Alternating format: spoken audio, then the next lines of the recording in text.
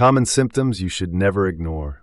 Insights from healthcare professionals. Swelling in ankles, legs, feet. Sincerely, your friendly neighborhood interventional cardiologist. I remember telling a cardiologist when I was 27, 28, nah, just the usual amount of swelling at the end of the day. After picking his jaw up off the ground, he asked what exactly do I consider usual, and informed me that was very much not normal. It can also be vascular disease, which goes hand in hand with cardiac disease. Most people can benefit from compression socks, especially if you're on your feet all day, pregnant, or sitting for most of the day. This includes young people. It'll reduce your risk for some rough chronic wounds when you're older. Check with your doctor first if you have blood circulation issues, though. From your friends in wound care, I love that it is recommended if you are on your feet all day or sitting for most of the day. School has failed me because I don't know what to do that isn't sitting or standing while working. So avoiding long periods of the same position? Weird that has become our downfall. Not keeping the same position for hours at a time. So not sitting 8 ages straight or standing without moving much, such as behind a till for 8 ages. Regularly sitting, standing, walking, running is kind of what we evolved to, so prolonged periods of just one isn't great. My grandma went to the ER with swelling in her lower extremities in 2021. My father low-key made fun of her for complaining about something so trivial. Granted, he always downplays everything health-related. Anyway, she had PF and severe coronary artery disease, with the PF being the cause of her death finally last year. Pulmonary fibrosis, the acronym was on my mind because my dad just got the autopsy report and sent out an essay of an email discussing it. He's nothing if not thorough. Yes, my mom had very obvious swelling in her ankles and feet and kept brushing it off even though we kept telling her she should talk to the doctor. When she did finally go, she found out she was in late-stage heart failure and AFib. Well, don't overlook that in pregnancy either. Fortunately, my midwife did. I thought it was pregnancy and heat. I hadn't realized it should go down when I put my feet up. Turns out I had severe preeclampsia. Kidneys failing, BP was over 220. My son and I almost didn't make it. He was born by emergency section 7.5 weeks preterm. Why was your midwife not checking your blood pressure? That's a basic test they do every appointment. Only saw her every few weeks. And my usual midwife missed mine was rising. She was supposedly experienced. She went on holiday and I saw a locum. She sent me straight to hospital. By that time, my kidneys were failing and my BP not coming down with meds. Baby's heart faint, so son was born by emergency section that same day. My wife was pregnant with twins, and midwives dismissed symptoms, including swelling as normal in my wife, fairly early in the pregnancy. It turned out to be serious enough that she spent almost a month in hospital, lost both babies, and then had to have a major operation to remove a tumor as soon as she was well enough afterwards. I am so sorry for your losses. It's insane medical professions are so dismissive. I was 37 weeks and told my OB my face was so swollen. When I wake up, my iPhone can't recognize me. Then by the end of the day, it's traveled to my legs. Also that my pee is foamy. He had already taken my blood pressure 3 times because the results were so high. His response? That's okay. 4 days later, I had an emergency C-section where baby and I were in serious danger. He ended up fine, but I continued preeclampsia symptoms for the next month, even though I was no longer pregnant. It wrecked my vision to have that high of blood pressure for so long. Foot swelling is pretty common in pregnancy, but still should be checked out by your OBGYN. I had it pretty bad, and mostly I just needed support hose and was urged to swim and put my feet up when sitting. Basically, you're carrying extra fluid, and that bowling ball doesn't help the blood flow to and from the legs. It also gets worse in hot weather. Trust your gut and do a double check. Please, I was blown off by my obgyn. It nearly killed me at delivery. You know your body best. If something feels off, especially swelling in the legs, ask for the proper testing to rule out complications. Changes in urinary habits. Blood in urine without symptoms. Get seen by a urologist. Leaking urge incontinence. Time for urology. Changed in stream, not a strong stream dribbling. Decrease in output. Feeling like you are not emptying all the way. Time for urology. Many of these signs can be signs of bladder or prostate cancer. Urinary retention can also happen. Also, ladies, you do not have to live with post-birth leaking incontinence. There are treatments. Pelvic floor physical therapy is a thing.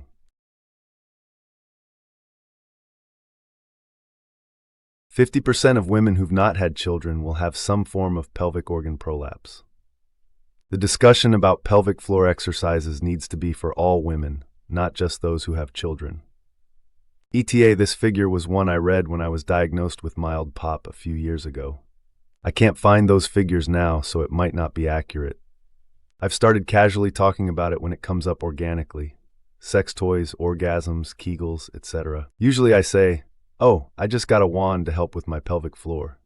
At the very least, it opens up the opportunity for questions. My generic explanation is that sometimes things are too tight, sometimes too loose, but most of the time there's a just lack of muscle use and control which results in both. Pelvic health for all the wins. Are you a nurse or some kind of healthcare professional? I feel like you know more about pelvic floor than the average person.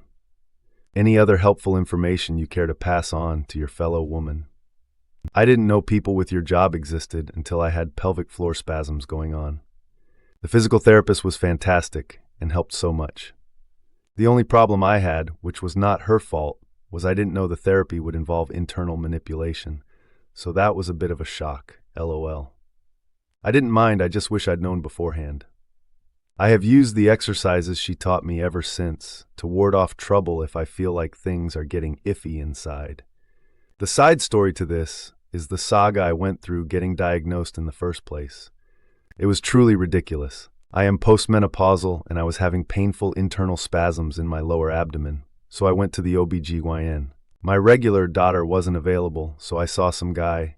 I told him exactly what was going on, and that the spasms did not feel like bladder or uterine cramps, both of which I've felt many times.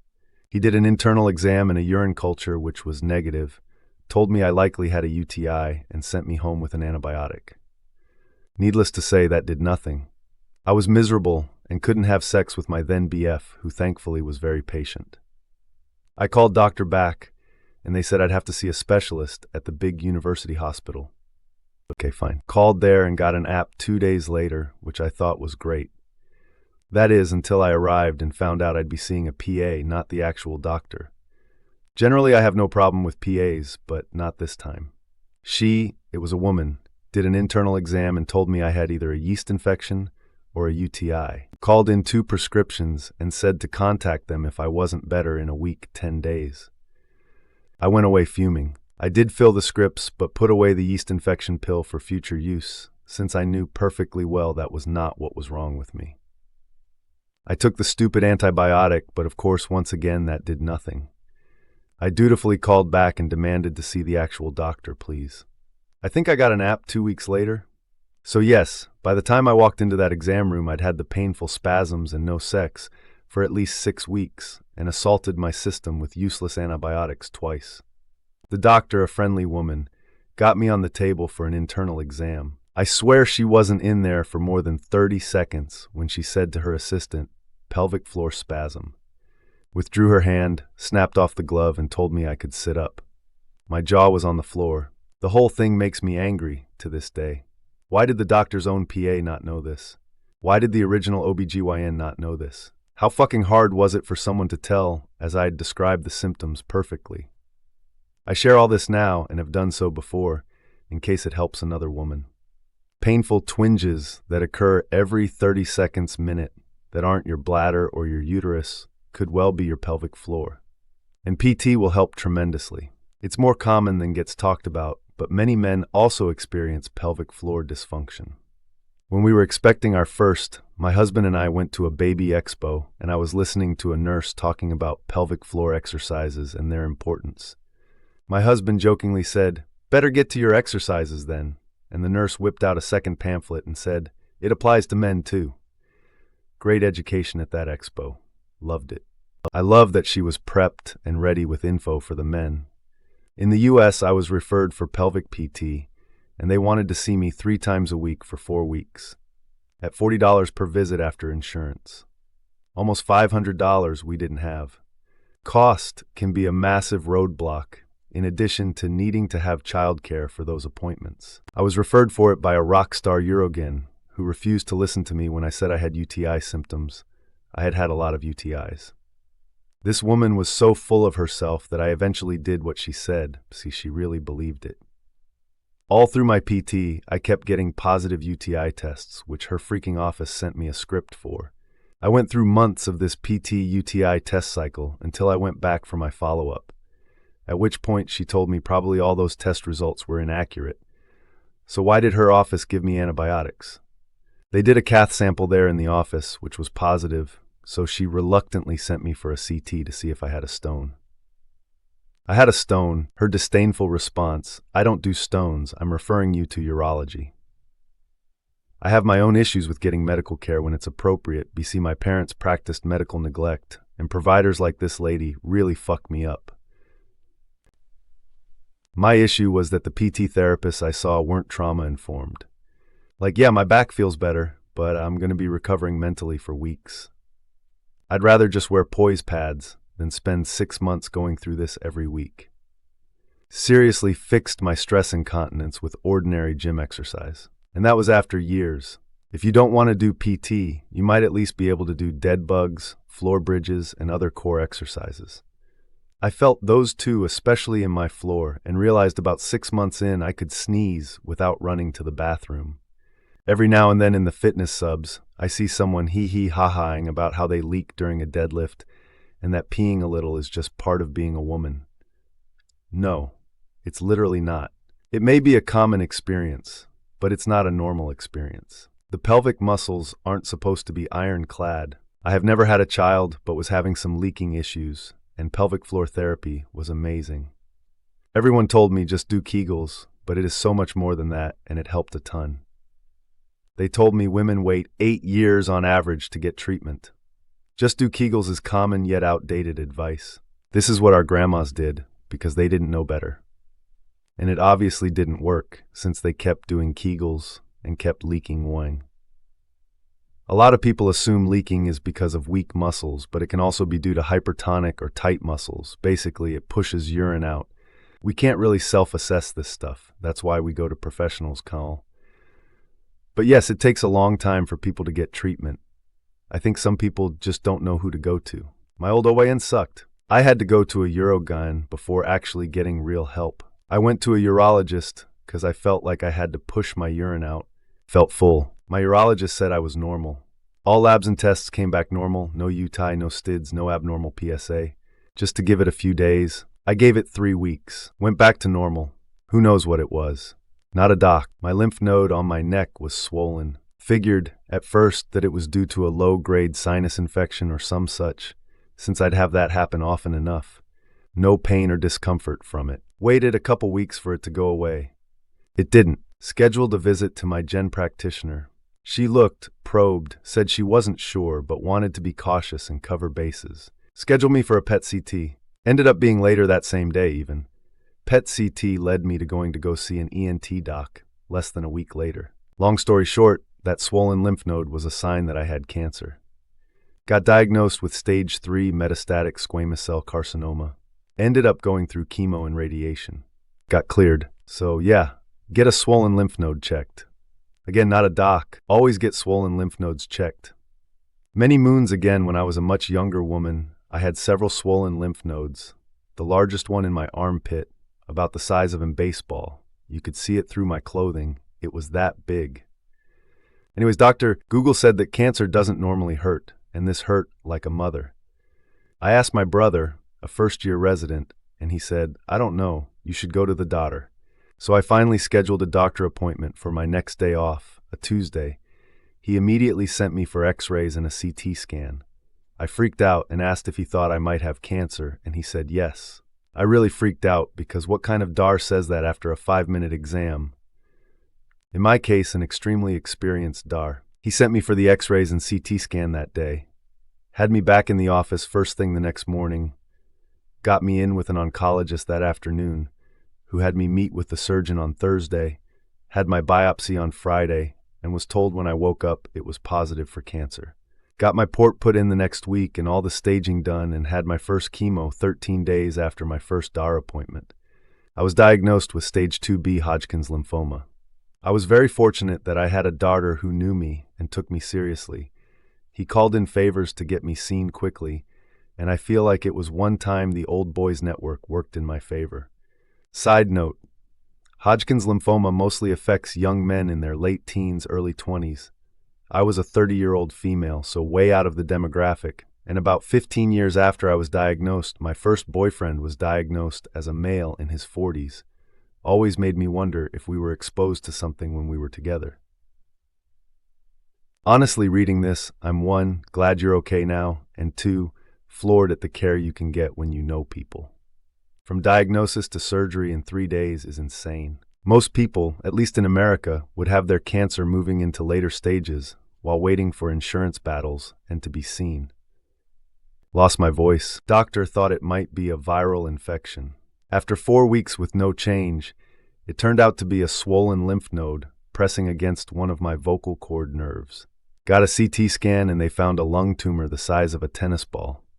Went through chemo, am now on immunotherapy, and am doing okay. But you could say I was saved by my voice.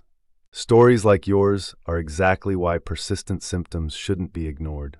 I'm really glad they kept looking for the cause. I literally just came from the hospital an hour ago and was trying to get a CT on a super swollen lymph node that has been causing me excruciating pain.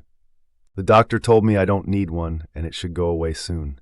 It's so painful I can't swallow, and you can see the bulge just looking at my neck. Now I'm even more nervous. Good news for you is that a painful lymph node is usually reactive, not cancerous. The ones to worry about cancer-wise is a large, hard lymph node that doesn't hurt. Especially if it's giving you so much pain, you should get it checked out. In the meantime, a wet, warm compress on it a few times a day may ease the pain a bit. Not a doctor, yet I have a few months till my MD. But usually painful lymph nodes are less indicative of something major like a cancer diagnosis and suggestive more of an infectious process. Cancerous lymph nodes are more often painless. Keep an eye on it, though. This happened to a friend of mine. She had already had cancer twice, but didn't think much of it until it was persistent. This time they have told her it's terminal. She said the same thing. If it persists, get it checked. I'm shocked your doctor took you seriously. Most love to write off swollen lymph nodes. Yup, mine did. A few months later, I had a new one in my armpit that wouldn't stop growing. A surgeon I was seeing for something unrelated sent me for a stat ultrasound that led to a biopsy that led to a, you guessed it, cancer diagnosis. I had a swollen lymph node when I was 9.